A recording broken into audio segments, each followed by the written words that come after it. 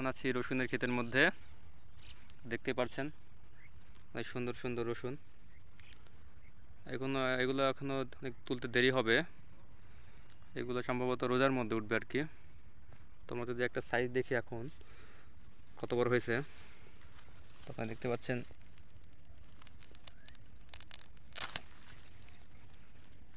মাত্র মাত্র রসুনের গঠনটা তৈরি হয়েছে, এটা হতে অনেক সময় লাগবে। প্রিয় দর্শক, আপনারা ক্যামেরায় দেখতে পাচ্ছেন আমার আশেপাশে যা কিছু আছে শুধু পেঁয়াজ এবং রসুন, এবং মাঝে মাঝে কিছু ভুট্টা, সরিষা এবং মসুর আছে। এছাড়া শুধু পেঁয়াজ এবং রসুনের সয়লাব পড়েছে।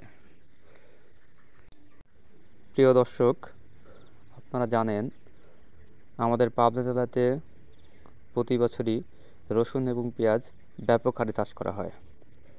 এদিক দিয়ে আমাদের বৃহত্তর পাবনা জেলার অনেক নাম এবং সুনাম রয়েছে। এবার বিশেষ করে আমাদের আটঘরিয়া উপজেলা, চাটমোহর উপজেলা এবং ওই সাইডে রয়েছে সাঁথিয়া এবং সুধানগর এবং এদিকে রয়েছে ভাঙ্গুড়া।